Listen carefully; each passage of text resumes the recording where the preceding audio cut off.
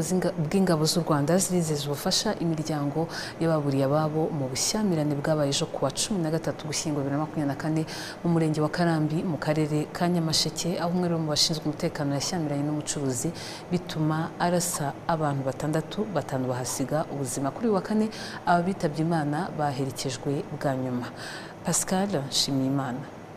Igikorwa cyo guherekeza abitabye Imana cyitabiriwe n'ubuyobozi bw'intara ndetse n'ubw'ingabo z'igihugu, aho izi nzego zihanganishije imiryango yaburiye abawo muri ubu bushyamirane. Ariko iyo hajemo gufata imbunda ubwo nyine ni urupfu, uwo hahisemo kwica umuntu. Ariko kurwana burya ni ibisanzwe, abantu basangiye bagatongana, cyane ko abana sinzi. Uyu musirikare rero ibyo yakoze yabikoze ku giti cye, ntabwo biranga indangagaciro za RDF. Muratuzi ntabwo ari ubwa mbere duhuriye ahangaha. Uwabikoze rero yaduhemukiye, yahemukiye RDF kandi byatubabaje. Imiryango bashima uburyo inzego zitandukanye zirimo n'iz'umutekano zabaye hafi kugera no kubafasha mu gushyingura ababo.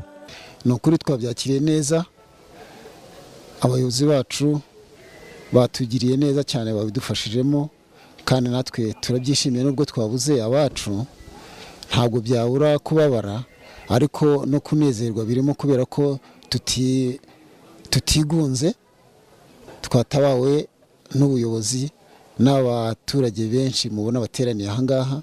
Kuva byatangira ubuyobozi bwatubaye hafi, umudugudu, akarere, umurenge ndetse n'urwego rw'igihugu bakoze ibishoboka byose. Ubu tugeze kuri no saha tuje gushyingura, nabyo babigizemo uruhare pe. Nta kintu umuryango wavunitseho usibye kubura umuntu wabo, ibindi byose ubuyobozi bwarabyirengereye. Umusirikare wakoze uru rugomo yamaze gufatwa ku bufatanye n'abaturage, cyane ko basanzwe bafitanye imikoranire myiza n'ingabo mu bikorwa bitandukanye by'iterambere. Ubuyobozi bw'ingabo z'u Rwanda kandi bwijeje ubufasha mu gihe cya vuba iyi miryango yabuze ababo. Ndagira ngo mbabwire nanone yuko ubuyobozi bwacu bwantumye ngo imiryango yabuze ababo, ubuyobozi bwacu buzababa hafi. Mu minsi ya vuba hari abantu bazaza hano, bazabatuma hano kuza kureba icyakorwa n'iki.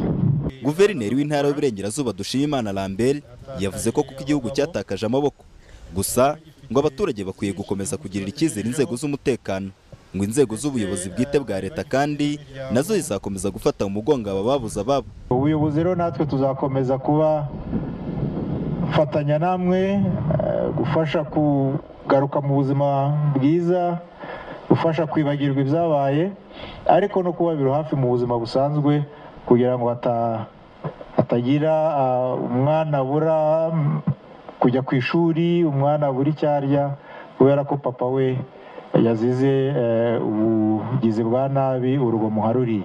Abaguye muri iraswa bashyinguye kuri wa gatanu bose hamwe ni 5. Bapfuye barashwe mu rukerera rwo kuwa 13 Ugushyingo uyu mwaka mu bushyamirane bwabaye hagati y'uyu musirikare n'umucuruzi w'akabari mu kagari ka Rushyarara muri uyu murenge wa Karambi. Pascal Nshimiyimana mu karere ka Nyamasheke.